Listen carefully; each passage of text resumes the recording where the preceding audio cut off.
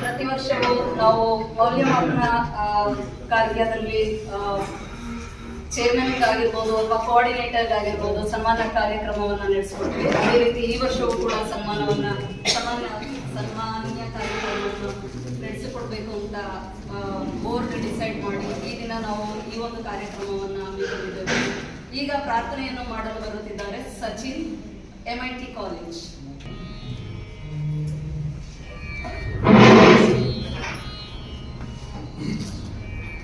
स्वागतं कृष्ण शरणागतं कृष्ण स्वागतं कृष्ण शरणागतं कृष्ण मधुरापुरी सदना मृदुवदना मधुसूदनैक स्वागतं कृष्ण शरणागतं कृष्ण मधुरापुरी सदना मृदुवदना मधुसूदनैक स्वागतं कृष्ण शरणागतं भोगदाप्तसुलभ सुपुष्पगन्धखळभ भोगदाप्तसुलभ सुपुष्पगन्धखळभ कस्तूरितिलकमहिपा मम कान्तनन्द गोपकन्द स्वागतं कृष्ण भोगदाप्तसुलभ सुपुष्पगन्धखळभ कस्तूरितिलकमहिपा मम कान्तनन्द गोपकन्द स्वागतं कृष्ण शरणागतं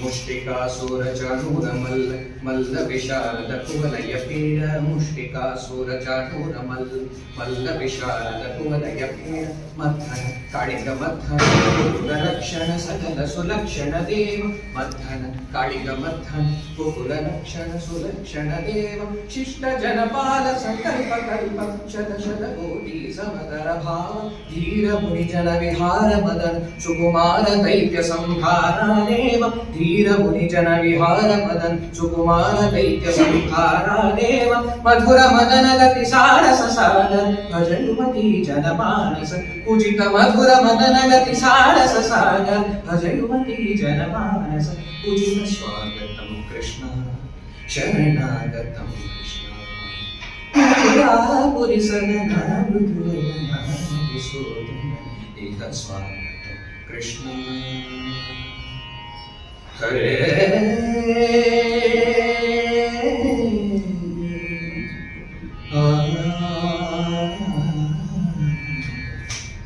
स्वागतं कृष्ण.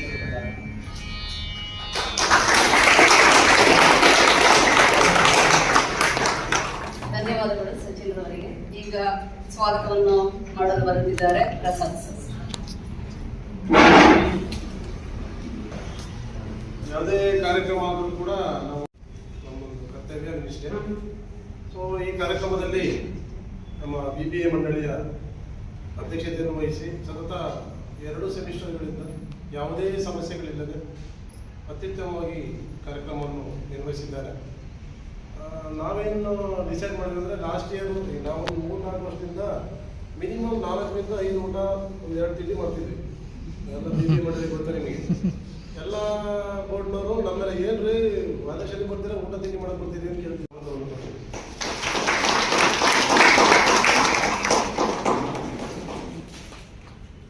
ಅದೇ ರೀತಿ ಯಾವುದೇ ಪರೀಕ್ಷಾ ಮಂಡಳಿಯ ಪರೀಕ್ಷಾ ಕಾರ್ಯಗಳು ವ್ಯಾಲ್ಯೂಯೇಷನ್ ಸುಗಮವಾಗಿ ಆಗ್ಬೇಕು ಅಂದ್ರೆ ಆ ಮಂಡಳಿಯ ಕೋರ್ಡಿನೇಟರ್ ಅಂತ ಕರಿತೀವಿ.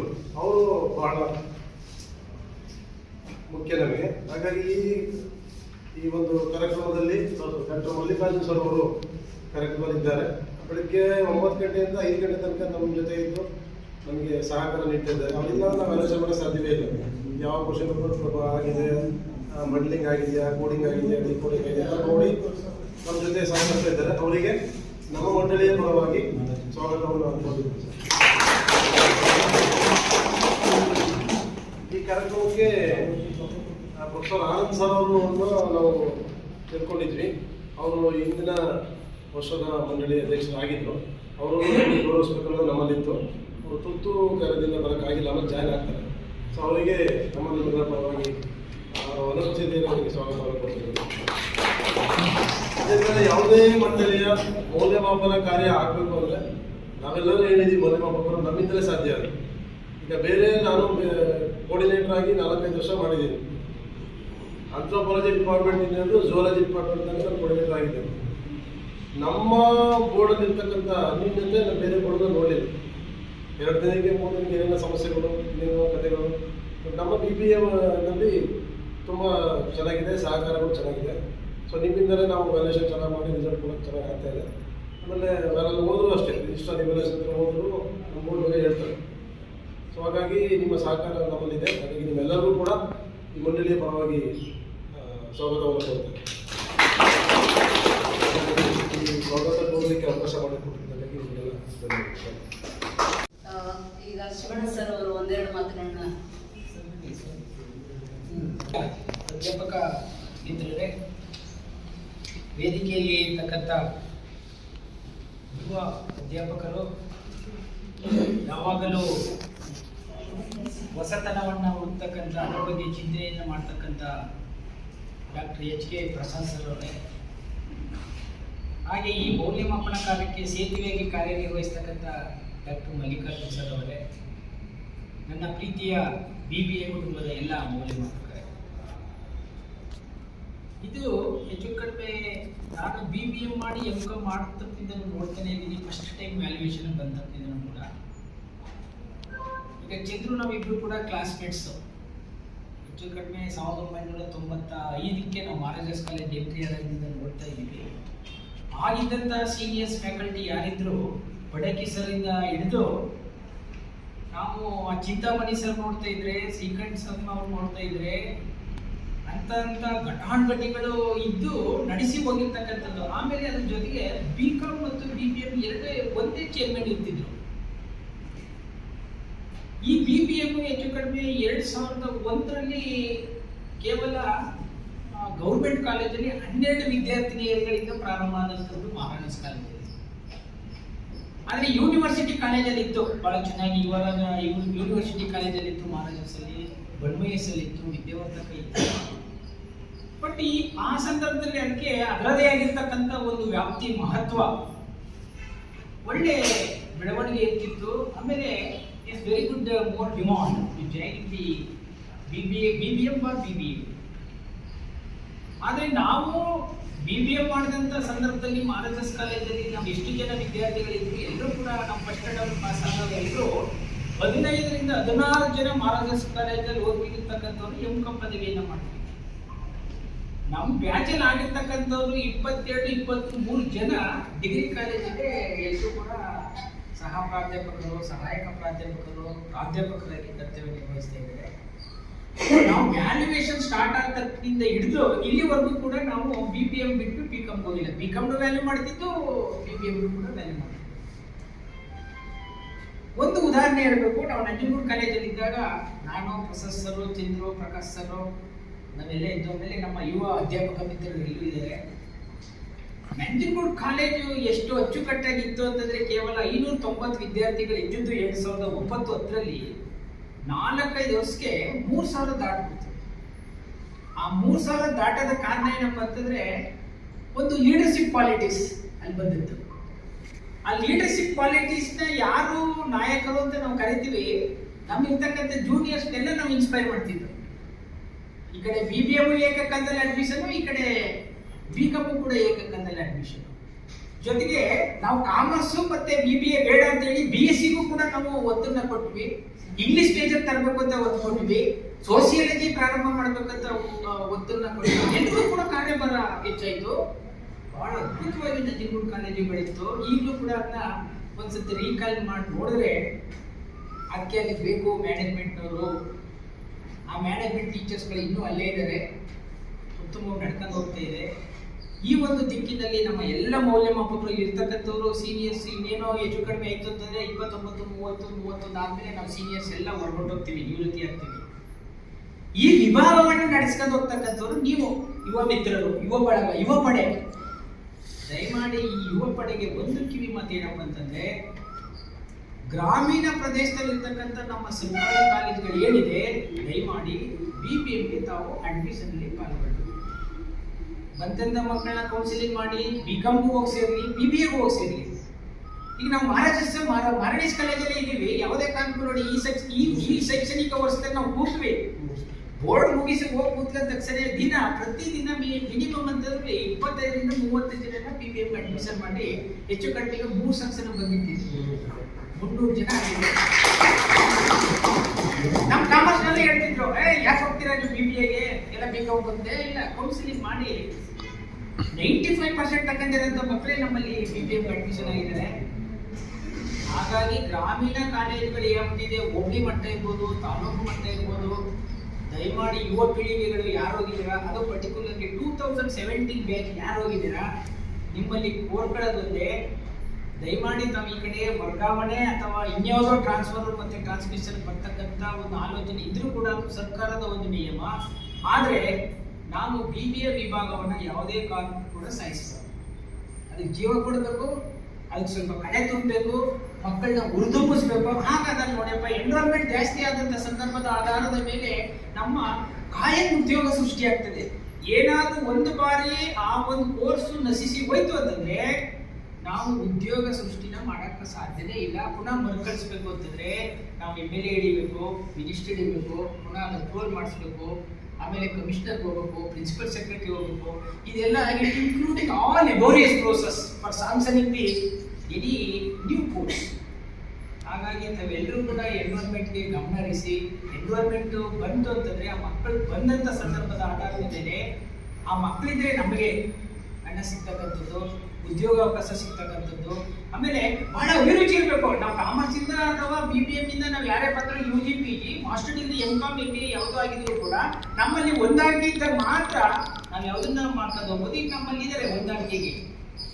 ಕಡೆ ಫಿಲಾಸಫಿ ಪ್ರೊಫೆಸರ್ ಇದ್ದಾರೆ, ಆ ಫಿಲಾಸಫಿ ಪ್ರೊಫೆಸರ್ ಎಷ್ಟು ಬೇಗ ನಮ್ಮ ಇರ್ತಕ್ಕಂಥ ಕಾಲಾವಕಾಶ 10 ದಿನದಲ್ಲಿ ಏನನ್ನ ಎಷ್ಟೋ ಬೋರ್ಡ್ನಲ್ಲಿ ಕೋಆರ್ಡಿನೇಟರ್ ಮಾಡಿದೆ. ಆದ್ರೆ ನಿಮ್ಮ ಬೋರ್ಡಲ್ಲಿ ಇರ್ತಕ್ಕಂಥ ವ್ಯಾಲ್ಯೂವೇಟರ್ ಕೋಆರ್ಡಿನೇಷನ್ ನೋಡ್ತಾ ಇತ್ತು ಅಂತಂದ್ರೆ ಏನಪ್ಪಾ ಇದು ಬಹಳ ಅಚ್ಚರಿ. ಇವತ್ತು ಆಶ್ಚರ್ಯ ನೋಡ್ತಾ ಇದ್ರೆ ಅವರು ಹೇಳ್ತಾರೆ, ಇಲ್ಲ ನನಗೆ BBM ತಪ್ಪಾಯ್ತು ಸರ್, ಇನ್ನೊಬ್ರು ಆಗ್ತಾರೆ ಪೊಲಿಟಿಕಲ್ ಸೈನ್ಸ್ ಹಾಕಿದ್ದಾರೆ ಸರ್ ನನ್ನ ಕೋಆರ್ಡಿನೇಟರ್ ಆಗಿ. ಅಲ್ಲಿ ಹೇಳಿದ ಮತ್ತೆ ಕೇಳಲ್ಲ, ಬಹಳ ಜನ ಬಂದಲ್ಲ. ಆಮೇಲೆ ಬ್ಯಾಚ್ ನಾವು ಸಿಸ್ಟಮೆಟಿಕ್ ಆಗಿ ನಾವು ಏನ್ ಮಾಡ್ಬೇಕಾಗಿತ್ತು ಅದನ್ನೆಲ್ಲ ಅವರೇ ಮಾಡ್ಕೊಂಡ್ ಬಂದಿದ್ರು. ಬ್ಯಾಚ್ ಅವರೇ ಮಾಡ್ಕೊಂಡು ಬಂದಿದ್ರು. ಈಗ ನಾನು ಬಿಲ್ಗಳು ತರಬೇಕು, DA ರೆಮ್ಯುನರೇಷನ್ ಅಂದ್ರೆ ಅವ್ರು ಆಗ್ಲಿ ತಂದೆಲ್ಲ ಬಿಲ್ಗಳು ರೆಡಿ ಇಟ್ಕೊಂಡಿದ್ದಾರೆ, ಎಲ್ಲ ತಂದು ರೆಡಿ ಇಟ್ಟಿದ್ದೀನಿ ಹೀಗೆ ಅಂತೇಳಿ. ಹಾಗಾಗಿ ದಯಮಾಡಿ ತಾವು ಎನ್ರೋಲ್ಮೆಂಟ್ ಬಗ್ಗೆ ಗಮನ ಹರಿಸಿ. ಯಾಕಂತಂದ್ರೆ ಇದು ನಿರಂತರ ನಡ್ಕೊಂಡು ಹೋಗ್ತಾ ಇದೆ. ಒಂದ್ ಕಡೆ ಕೈಗಾರಿಕಾ ವಿಕೇಂದ್ರೀಕರಣಗಳಾಗ್ತಾ ಇದೆ, ಮಕ್ಕಳ ಒಂದು ಜವಾಬ್ದಾರಿ ಹೆಚ್ಚಾಗ್ತಾ ಇದೆ, ಬೇಕಾಗ್ತಿದೆ ಹೊಸ ಒಂದು ಜೀವಂತಗಳು. ಮತ್ತೆ ಅದ್ರ ಜೊತೆಗೆ ನಾವು ಮಾಡಬೇಕಾಗಿರೋದು ಏನಪ್ಪ ಅಂತಂದ್ರೆ, ಈ ಭಾಳ ಜನಕ್ಕೆಲ್ಲ ಕೂಡ ನಾನು ಒಂದಷ್ಟು ಪೇಪರ್ ಸೆಟ್ಟಿಂಗ್ ಕಳಿಸ್ಕೊಂಡಿದ್ದೆ. ಭಾಳ ಅಚ್ಚುಕಟ್ಟಾಗಿರ್ತಕ್ಕಂಥ ಪೇಪರ್ ಸೆಟ್ಟಿಂಗು ಭಾಳ ಜನರಿಂದ ಬಂತು. ಸಿಲೆಬಸ್ಗೆ ಸಂಬಂಧಪಟ್ಟಿದ್ದಿರ್ಬೋದು, ಪೇಪರ್ ಸೆಟ್ಟಿಂಗ್ ಸಂಬಂಧಪಟ್ಟಿದ್ದಿರ್ಬೋದು, ಆಮೇಲೆ ಅದು ರೆಮ್ಯುನರೇಷನ್ ಸಂಬಂಧಪಟ್ಟಿದ್ದಿರ್ಬೋದು. ನಮ್ಮಲ್ಲಿ ಎಂತ ಕೋಆರ್ಡಿನೇಷನ್ ಇದೆ ಅಂತಂದ್ರೆ, ನಾನು ಚೇರ್ಮನ್ನು ಇಲ್ಲ ಅವ್ನು ಈಗ ಸೇರಿಸಿದೀವಿ ಆ ಒಂದು ಪ್ರಶ್ನೆನೇ ನಮ್ಮಲ್ಲಿ ಉದ್ಭವಿಸಿದೆ. ಎಷ್ಟು ಸ್ಮೂತ್ ಆಗಿ ಆಪರೇಟ್ ಆಗಿದೆ ನಮ್ಮ ಬೋರ್ಡ್ ಅಂತಂದ್ರೆ ಏನೂ ಗೊಂದಲ ಇಲ್ಲ. ಸಾಮಾಜಿಕ ನ್ಯಾಯ ಅಂತ ನಾವೇನ್ ಕರಿತೀವಿ, ಪ್ರಜಾತ್ಮಕ ವ್ಯವಸ್ಥೆ ಅಂತ ನಾವೇನ್ ಕರಿತೀವಿ, ಅದನ್ನ ನಮ್ಮ ನಿರ್ವಹಣೆಯಲ್ಲಿ ನಾವು ಬಿಂಬಿಸ್ಕೊ ಹೋಗ್ತೀವಿ. ಈಗ ನಮ್ಮಲ್ಲಿ ಕಾಮರ್ಸ್ ನಲ್ಲಿ ಸ್ನೇಹಿತರಿದ್ದಾರೆ. ನಾವು BCom BBM ಬೋರ್ಡ್ ಎರಡೇ ಎಂದೇ ಆಗಿದ್ರು ಕೂಡ, ಫೋರಮ್ ಇದ್ರು ಕೂಡ BBM ಈ ಸತಿ ಕಾರ್ಯಕ್ರಮ ನಡೀತಾ ಇದೆ ಅಂದ್ರೆ ಈ ಮಾಡಲ್ ಹೋಗಿದ್ಮೇಲೆ BCom ಅಲ್ಲಿ ಅಂತ ಕೇಳ್ತಾರೆ. BCom ಇಂದ ನೆಕ್ಸ್ಟ್ ಇಯರ್ ಮಾಡದ, ಈಗ ತಾನೇ ಪದಾಧಿಕಾರಿಗಳು ಚೇಂಜ್ ಆಗಿದ್ದಾರೆ, ಈಗ ನಮಗೆ ಅದನ್ನು ವಹಿಸಿದ್ದೀರಾ. ನೆಕ್ಸ್ಟ್ ಇನ್ನೊಂದು ಸಭೆ ಕರೆದು ಮೈಸೂರು ಜಿಲ್ಲೆಯಲ್ಲಿ ಒಳಗೊಂಡಿರ್ತಕ್ಕಂಥ ಎಲ್ಲಾ ಕಾಲೇಜಿನ ಅಧ್ಯಾಪಕರ ಒಂದು ಒಟ್ಟು ಸ್ಟ್ರೆಂತ್ ಏನಾಗ್ತದೆ ಆಧಾರದ ಮೇಲೆ ಕಾರ್ಯಕ್ರಮ ರೂಪಿಸೋಣ. SCB ಸಂಬಂಧಪಟ್ಟ ಗೊಂದಲಗಳೇನಿದೆ ಅದನ್ನೆಲ್ಲ ನಿವಾರಣೆ ಮಾಡೋಕ್ಕೆ ಆದಷ್ಟು ಪರಿಣಾಮಕಾರಿಯಾಗಿರ್ತಕ್ಕಂಥ ಒಂದು ಪ್ರಯತ್ನವನ್ನು ನಾವು ಮಾಡೋಣ ಅಂತಕ್ಕಂಥದ್ದನ್ನ ನಾವು BCom ಬೋರ್ಡ್ ಸದಸ್ಯರ ಜೊತೆಗೆ ಮಾಡ್ತಾ ಇದ್ದೀವಿ. ಇದು ಒಂದು. ಇನ್ನು ಕೊನೆಯದಾಗಿ ಏನಪ್ಪ ಅಂತಂದ್ರೆ, ಮೌಲ್ಯಮಾಪನ ಬಹಳ ಅಚ್ಚುಕಟ್ಟಾಗಿ ಮಾಡಿಕೊಟ್ಟಿದ್ದೀರಾ. ವೈಯಕ್ತಿಕವಾಗಿ ತಮ್ಮೆಲ್ಲರಿಗೂ ಕೂಡ ವಂದನೆಗಳನ್ನ ಸಲ್ಲಿಸ್ತೀನಿ. ಇದೇ ರೀತಿ ನಿರಂತರವಾಗಿ ನಡ್ಕೊಂಡು ಹೋಗಿ. ಆಮೇಲೆ ಕಳೆದ ಮೌಲ್ಯಮಾಪನದಲ್ಲಿ ಆಗಿರ್ತಕ್ಕಂಥದ್ದೆಲ್ಲ ಬಿಲ್ಗಳು 100% ಬಿಲ್ಲು ಅವರವ್ರ ಖಾತೆಗೆ ಜಮಾ ಆಗಿದೆ. ಇನ್ನೇನು ಸಣ್ಣ ಪುಟ್ಟು 1-2 ಇರಬೇಕು. ಅದನ್ನು ಕೂಡ ನಾವು DFO ಹೇಳ್ತೀವಿ, ಅದೇ ರೀತಿ ನಾವು ಪಾಲಿಸ್ತೀವಿ. ಈಗಲೂ ಕೂಡ ನಾಳೆ ತಪ್ಪು ನಾಳಿದ್ದು ಬೋರ್ಡ್ ಮುಗಿದಿದೆ. ತಾವೆಲ್ಲರೂ ಬಿಲ್ ಮಾಡಿ ನನಗೆ ಸಬ್ಮಿಟ್ ಮಾಡಿ, ನಾಳೆ ಅದನ್ನೆಲ್ಲ ರಿವ್ಯೂ ಮಾಡ್ತೀವಿ ಒಂದು ಕಮಿಟಿ ಮಟ್ಟದ್ದು. ಅದನ್ನು ಅದನ್ನ ನೇರವಾಗಿ ಕೌಂಟರ್ ಸೈನ್ ಮಾಡಿಸಿ ಲಿಸ್ಟ್ ಮಾಡಿ ನಾವು FR ಕೊಡ್ತೀವಿ. ಆ FR ಹೋದ ತಕ್ಷಣ ನಾವು ಜಸ್ಟ್ ನಾವು ಫಾಲೋ ಅಪ್ ಮಾಡ್ತಾ ಇದ್ದೀವಿ ಸಾಕು. ಅದು ಯಾವುದೇ ಗೊಂದಲ ಇದೆ, ನಮ್ಮ ಬಿಲ್ಗಳು ಎಲ್ಲ ಖಾತೆಗೆ ಜಮಾ ಆಗ್ತವೆ. ಇನ್ನೇನಪ್ಪ ಹೇಳ್ಬೇಕು ಅಂತಂದ್ರೆ, ಇನ್ನು ನೆಕ್ಸ್ಟ್ BBM ಕುಟುಂಬದ ಸಾರಥಿ ಪ್ರೊಫೆಸರ್ ಪ್ರಸಾದ್ ಸರ್ ಬರ್ತಾರೆ. ಪ್ರಸಾದ್ ಸರ್ ಆಗ್ತಾರೆ, ಅವರಾದ್ಮೇಲೆ ಚಂದ್ರಶೇಖರ್ ಬರ್ತಾರೆ, ಅವರಾದ್ಮೇಲೆ ನೆಕ್ಸ್ಟ್ ಅದೇ ಸೀನಿಯರಿಟಿ ಅದಾದ್ಮೇಲೆ ಗ್ರೇಡಿಸನ್ ಲಿಸ್ಟು. ಈಗ ನೆಕ್ಸ್ಟ್ ರಿಓಪನಿಂಗ್ ಆದ್ಮೇಲೆ ನಾನು ಅದನ್ನ DRದಲ್ಲಿ ನಿನ್ನೆ ಮಾತಾಡಿದೆ. ಗ್ರೇಡಿಸನ್ ಲಿಸ್ಟು ನಮ್ಮಲ್ಲಿ ಬಹಳ ವೇರಿಯೇಷನ್ ಆಗಿದೆ. ಬಹಳ ಜನ ಕಾಮರ್ಸ್ ಇರ್ತಾರೆ, ಇನ್ನೊಂದಷ್ಟು ಜನ BBM ಇರ್ತಾರೆ. ಒಂದು ಸುತ್ತೋಲೆ ಹೊರಡಿಸಿ ನಮ್ಮ ಗ್ರೇಡಿಸನ್ ಲಿಸ್ಟ್ BCom ಮತ್ತು BBM ನೀವು ಬೈಫರ್ಕೇಟ್ ಮಾಡಿ ಅದನ್ನ ಬಹಳ ಸ್ಟ್ರೀಮ್ ಲೈನಿಗೆ ತರಬೇಕು ಅಂತ ನಿನ್ನೆ ಮಾತಾಡಿದೆ. ಸರ್ ಇಲ್ಲ ಸರ್, ಈ ವ್ಯಾಲ್ಯೂಯೇಷನ್ ಮುಗಿದ ತಕ್ಷಣನೇ ನಾನು ಲೆಟರ್ ಹಾಕ್ತೀನಿ ಎಲ್ಲ ಕಾಲೇಜ್ಗಳಿಗೂ, ಮಾಹಿತಿ ಬರಲಿ. ಮಾಹಿತಿ ಬಂದಾದ್ಮೇಲೆ ನೀವೇ ಬೋರ್ಡು ಮತ್ತು ಫೋರಮ್ ಪ್ರೆಸಿಡೆಂಟ್ ಇರೋದ್ರಿಂದ ನೀವು ಒಂದು ಸ್ವಲ್ಪ ರೆಗ್ಯುಲರ್ ಆಗಿ ಫಾಲೋ ಮಾಡಿ ಅದನ್ನೆಲ್ಲ ಸೆಟ್ರೇಟ್ ಮಾಡೋಣ ಸರ್ ಅಂತ ಹೇಳಿದರೆ, ಹೀಗಾಗಿ ಏನೇ ಗೊಂದಲಗಳು ಬಂದರೂ ಕೂಡ ಈ ಚೇರ್ಮನ್ಶಿಪ್ ಮುಗಿಯೋದ್ರ ಜೊತೆಗೆ ನಮಗೆ ಫೋರಮ್ಲಿ ಇನ್ನೊಂದು ಜವಾಬ್ದಾರಿಯನ್ನು ತಾವೆಲ್ಲರೂ ಕೂಡ ಕಲ್ಪಿಸಿದ್ದೀರಾ. ನಿಮ್ಮ ಒಂದು ಸಹಕಾರದ ಆಧಾರದ ಮೇಲೆ, ನಿಮ್ಮ ಹಿತದೃಷ್ಟಿಯಿಂದ ನಮ್ಗೆ ಎಷ್ಟು ಅವಕಾಶಗಳು ಸಿಗ್ತದೆ ಆ ಒಂದು ಸೇವೆಯನ್ನು ಮಾಡೋಣ ಅಂತ ಹೇಳಿ ತಮ್ಮೆಲ್ಲರಿಗೂ ಒಳ್ಳೇದಾಗಲಿ. ಇದೇ ರೀತಿ ನಮ್ಮ BBM ಬೋರ್ಡು ಉತ್ತಮವಾಗಿ ನಡ್ಕೊಂಡು ಹೋಗ್ಲಿ. ಆಮೇಲೆ ಈಗಿದೆಯಲ್ಲ, ಇದೇ ರೀತಿ ಸಮನ್ವಯ ಕಾಲೇಜಲ್ಲಿ ಇರಬೇಕು. ಕಾಲೇಜಲ್ಲಿ BBM ನೋಡಿ ನಾವು ಕಲಿಬೇಕು ನೋಡು. ಈಗ ಯಾಕಂತಂದ್ರೆ ಒಂದ್ ಕಡೆ ಸೈನ್ಸು, ಆರ್ಟ್ಸು, ಕಾಮರ್ಸು, PG ಎಲ್ಲ ಬಂದಾಗ ಒಂದ್ ರೀತಿ ಗೊಂದಲ ಆಗ್ತದೆ, ಒಡದಾಟಗಳಾಗ್ತವೆ ಅವರವರಲ್ಲೇ. ಚಿಕ್ಕ ಕಾಲೇಜ್ಗಳಲ್ಲಿ ನಮ್ಮ ದೊಡ್ಡ ಕಾಲೇಜ್ ನೋಡ್ತಾ ಇದ್ದೀವಿ, ಕಾಮರ್ಸ್ ಕಾಲೇಜಲ್ಲಿ. ಈಗ ಸೈನ್ಸು ಆರ್ಟ್ಸ್ ಅಲ್ಲಿ ನೋಡ್ತಾ ಇದ್ರೆ ನಮ್ಮ ಕಾಮರ್ಸ್ ಕಾಲೇಜ್ ನೋಡಿದ್ರೆ ಬಹಳ valuable words added to Shivanna sir points ಗೆ ಆಡ್ ಮಾಡಬೇಕು ಅನ್ನೋದಾದ್ರೆ ಒಂದೆರಡು ಫ್ಯೂ ವರ್ಡ್ಸ್ ನಾನು ಹೇಳ್ಬೇಕು ಅಂತ ಅನ್ಕೊಂತೀನಿ. ಆಕ್ಚುಲಿ ಈ ಬೋರ್ಡ್ ಅಲ್ಲಿ ನಾವು ತುಂಬಾ ವರ್ಷ ವ್ಯಾಲ್ಯೂ ಮಾಡಿದೀವಿ. ಇದೇ ಜಾಗದಲ್ಲಿ ಸುಮಾರು 10 ರಿಂದ 12 ವರ್ಷ ಅನ್ಸುತ್ತೆ ನಾವು ವ್ಯಾಲ್ಯೂ ಮಾಡಿರೋದು. ಆಕ್ಚುಲಿ ಇಲ್ಲಿ ಓಡಾಡೋದಕ್ಕೆ ಪ್ಲೇಸ್ ಇರ್ತಿರಲಿಲ್ಲ, ಅಷ್ಟು ಇತ್ತು ವ್ಯಾಲ್ಯೂಯೇಟರ್ ಸ್ಟ್ರೆಂತ್. ಇವತ್ತು ಸ್ಟ್ರೆಂತ್ ಬೀಳ್ತಾ ಇದೆ. ಮೇ ಬಿ ಕಾರಣ ನಾವೇ ಇರಬೇಕು, ಟೀಚರ್ಸೇ ಇರ್ಬೋದು ಅಂತ ಅನ್ಕೊಳ್ಬೇಕು. ನೋಡ್ಬೋದು ಕ್ವಾಲಿಟಿ ಆಫ್ ಪೇಪರ್ಸ್ ನಾವು ಪುಷ್ ಮಾಡ್ತಾ ಇದೀವಿ. ಅವಾಗೆಲ್ಲ ಪುಷ್ಟಿಂಗ್ ಎಲ್ಲ ಇರ್ತಿರ್ಲಿಲ್ಲ. ಅವ್ರು ಏನ್ ವ್ಯಾಲ್ಯೂ ಮಾಡಿದರೆ ಅದಕ್ಕೆ ವ್ಯಾಲ್ಯೂನ ಕೊಟ್ಟು ನಾವು ಪಾಸ್ ಮಾಡ್ತಾ ಇದ್ವಿ. So what we are teaching, what we are valuing ಅಷ್ಟೇ ಈಗ ಆಗಿರೋದು. ಸೊ ಕ್ವಾಲಿಟಿ ಆಫ್ ಟೀಚಿಂಗ್ ನಾವು ಇನ್ಕ್ರೀಸ್ ಮಾಡಬೇಕು ಅಂದ್ರೆ it is in our hands only, ನಮ್ಮ ಕೈಯಲ್ಲಿ ಇದೆ. ಆ ಕ್ವಾಲಿಟಿ ಆಫ್ ಟೀಚಿಂಗ್ ಅನ್ನು ಕೊಡಬೇಕು. At the same time we have to increase the strength of BBA. So ಹಿಂದೆ ನಾವು ಹತ್ತತ್ರ 200 ವ್ಯಾಲ್ಯೂಯೇಟರ್ಸ್ ಇರ್ತಾ ಇದ್ವಿ. ಅಷ್ಟು ವ್ಯಾಲ್ಯೂಯೇಟರ್ಸ್ ಮತ್ತೆ ಆಗಬೇಕು ಅಂದ್ರೆ it is in our hands only. Thank you so much Shivanna sir. Now I request Mallikarjun sir to give few words. ವೇದಿಕೆ ಮೇಲೆ ಉಪಸ್ಥಿತರಿರುವ ಅಧ್ಯಾಪಕ ವೃಂದದವರಿಗೆ ಹಾಗೂ ವೇದಿಕೆ ಮುಂಭಾಗ ಆಸೀನರಾಗಿರುವ ಎಲ್ಲ ಅಧ್ಯಾಪಕ ವೃಂದದವರಿಗೂ ಮೊದಲನೇದಾಗಿ ವಂದಿಸ್ತೀನಿ. ಕಾರಣ ಇಷ್ಟೇ, ಸ್ನೇಹಿತರೆ, ನಾನು ತುಂಬ ಆಕ್ಟಿವ್ ಪರ್ಸನ್ನೇ. ನಮಗೆ ಮಹಾರಾಜ ಕಾಲೇಜಿನ ಮೇಡಮ್ ನೋಡಿದರೆ, ಬಟ್ ನಿಮ್ಮ ಬೋರ್ಡ್ಗೆ ನಾನು ಆಕ್ಟಿವ್ ಆಗೋಕ್ಕಾಗಲಿಲ್ಲ. ಯಾಕಂದರೆ ಬಿಕಾಸ್ ಆಫ್ ನಮಗೆ ಒಂಚೂರು ಆಪ್ರೇಷನ್ ಆಗಿತ್ತು, ಈಗಲೂ ಬಗ್ಲಿಕ್ಕೆ ಆಯ್ತಿರಲಿಲ್ಲ. ಆದರೆ ನನಗೆ ಕಳೆದ ಬಾರಿ BCom ದೊಡ್ಡ ಬೋರ್ಡ್ ತಮ್ಗೆಲ್ಲ ಗೊತ್ತಿದೆ, ತುಂಬ ಅರ್ಚಾಟ. ಹಬ್ಬದಲ್ಲಿ ಆ ಬೋರ್ಡ್ ಮುಗಿಸ್ತು. ಆ ಬೋರ್ಡ್ ಹೆಚ್ಚು ಕಡಿಮೆ BP ಜಾಸ್ತಿ ಮಾಡ್ತೇನೆ ನನಗೆ ಅನ್ಸುತ್ತೆ. ಆದರೆ ಇಲ್ಲಿ ಸಂತೋಷ ಬರ್ತಿದೆ. ಯಾಕಂದರೆ ಸರ್ ನಾವೇ ಇಟ್ಕೋತೀವಿ, ಎಷ್ಟೋ ಟೀಚರ್ಸ್ಗಳು ನಾವೇ ಇಟ್ಕೋತೀವಿ ಅಂತ ಆನಂದ್ ಅವರು ಇಲ್ಲದೇ ಇದ್ದಾಗ ಹೆಚ್ಚು ಕಡಿಮೆ ಟೀಚರ್ಸ್ಗಳೇ ಏನು ಆ ಬಂಡಲ್ಲಿ ಇಟ್ಕೊಂಡಿದ್ದಾರೆ. ನಿಮ್ಗೆಲ್ರಿಗೂ ನಾನು ವೈಯಕ್ತಿಕವಾಗಿ ಹೃತ್ಪೂರ್ವಕದ ಅಭಿನಂದನೆ ಸಲ್ಲಿಸ್ತೀನಿ. ನಾನು ಸಾಧ್ಯವಾದ ನೆಕ್ಸ್ಟ್ ಬೋರ್ಡಲ್ಲಿ ನಿಮ್ಮ ಬೋರ್ಡ್ನೇ ಕೀಳಾಕ್ಸ್ಕೊಂಡು ನಾನು ಭರವಸೆ ಕೊಡ್ತಾ ನಾನು ರಿಕ್ವೆಸ್ಟ್ ಮಾಡ್ಕೊತೀನಿ. ಯಾಕಂದ್ರೆ BCom ಅಲ್ಲಿ ಅಷ್ಟು ಕೆಲಸ ಮಾಡಿದವರು ಏನೋ ಒಂಚೂರು ಸಣ್ಣ ಇದಾದ್ರಿಂದ ಆಗಲಿಲ್ಲ. ಹಾಗಾಗಿ ಆದರೆ ಅಣ್ಣವ್ರು ಹೇಳಂಗೆ ಎಲ್ಲರೂ ಕಲೆಕ್ಟ್ ಮಾಡ್ಕೊಂಡು ಬಂದಿದೆ. ಆದ್ರೆ ಹೆಚ್ಚು ಕಡಿಮೆ ಅಣ್ಣವರೇ ನನ್ನ ಕೆಲಸನ ಅವರೇ ಮುಗಿಸ್ಕೊಂಡಿದ್ರು. ಆದರೂ ಅದು ಹಂಗೆ ಸೇಫ್ಟಿ ಆಗಿದೆ. ಮುಂದಿನ ದಿನಗಳಲ್ಲಿ ನೆಕ್ಸ್ಟ್ ಬೋರ್ಡ್ಗೆ ಏನಾದರೂ ಅವಕಾಶ ಆದರೆ ಅದನ್ನು ಬಳಸ್ಕೊತೀವಿ. ಈಗ ಮತ್ತೆ ರೆಮ್ಯುನರೇಷನು ಮತ್ತೆ TND ಫಾರ್ಮ್ ಎಲ್ಲ ಆಲ್ರೆಡಿ ಇದೆ, ನೀವೇನು ಕಲೆಕ್ಟ್ ಮಾಡೋದು ಅವಶ್ಯಕತೆ ಇಲ್ಲ ಶಿವಣ್ಣರು. ಆಮೇಲೆ ವೈಯಕ್ತಿಕವಾಗಿ ಅಣ್ಣವರು 20-25 ವರ್ಷದಿಂದ ಈಗ ಆತ್ಮೀಯರು. ಅವರ ಅಣ್ಣನ ಮಗ ನಾವೆಲ್ಲ ಜೊತೆಗಿದ್ದವರು, ನಮಗೆ ಒಂದಷ್ಟು ಮಾರ್ಗದರ್ಶನವನ್ನು ನೀಡಿದಂಥವ್ರು ಶಿವಣ್ಣ ಸರ್. ಹಾಗಾಗಿ ವೈಯಕ್ತಿಕವಾಗಿ ನಾನು ಅವ್ರನ್ನ ಅಭಿನಂದಿಸ್ತಾ, ಸರ್ ತುಂಬ ಥ್ಯಾಂಕ್ಸ್ ಸರ್.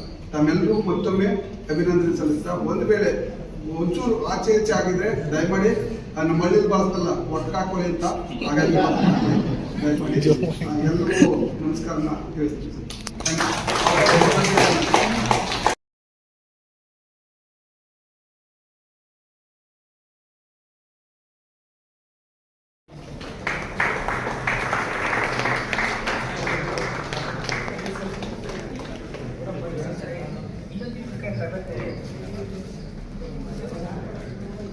ಕಡೆ ಹೋಗ್ರಿ ಸರ್.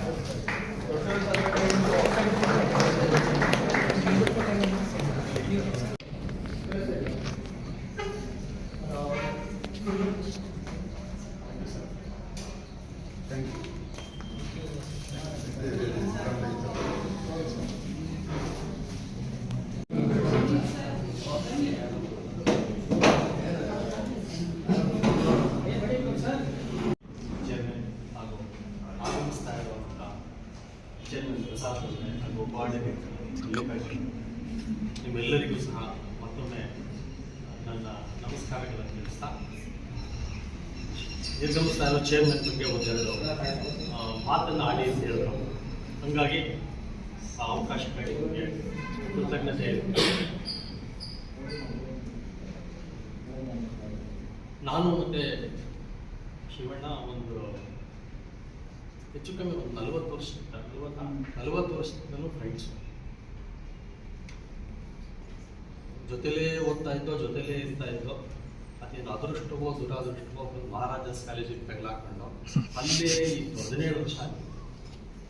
ಆಮೇಲೆ ಮತ್ತೆ ಓದೋ ತಿರ್ಗಾ ಅಲ್ಲೇ ಬಂದು ನಂಜನಗೂಡು ಮತ್ತೆ ಅವನು ಸಪ್ರೇಟ್ ಆಗಿಬಿಟ್ಟ.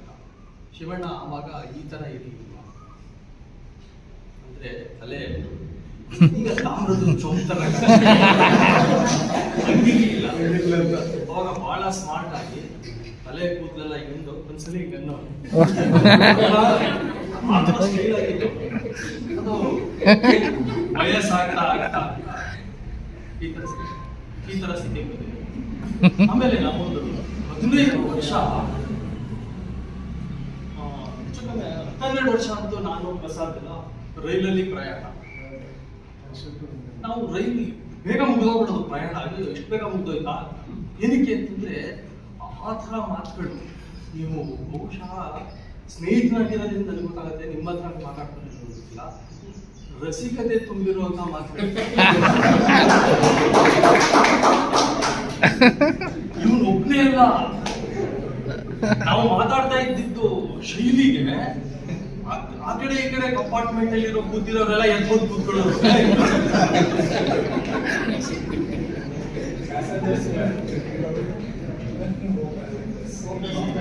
ಹಾಡುಗಳಿತ್ತಲ್ಲ, ಅದು ಎಲ್ಲೆಲ್ಲಿಂದ ಬರೋದು ಹಾಡುಗಳು ತುಂಬಾ ಚೆನ್ನಾಗಿ ತಬಲಾ ಬಾರಿಸ್ತಾರೆ. ಏನಿಲ್ಲ, ಅವ್ನ ಕಾಯ ಕೈ ಕೊಟ್ಬಿಟ್ರೆ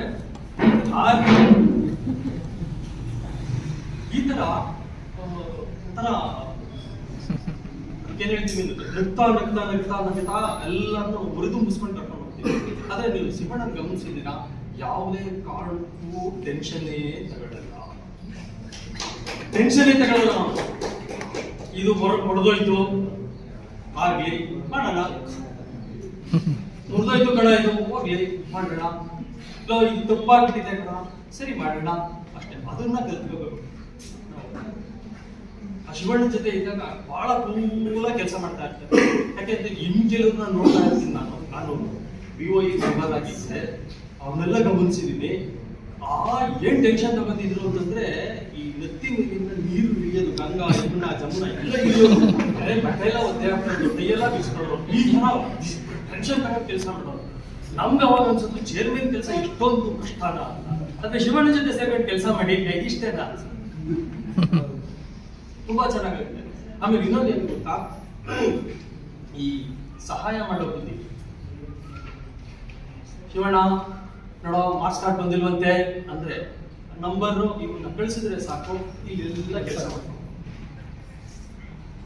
ಈಗ ಸ್ವಲ್ಪ ಗಾಡಿ ತಗೊಂಡು ಓಡಾಡ್ತಾನೆ, ಆಗ ಸುಮ್ಮನೆ ಇಟ್ಕೊಂಡು ಓಡಾಡೋದು, ಎಲ್ಲೆಲ್ಲೋ ಸಿಗೋನು. ಏನು ಅಂತಂದ್ರೆ DC ಆಫೀಸ್ಗೆ ಹೋಗ್ತಾ ಇರೋದು.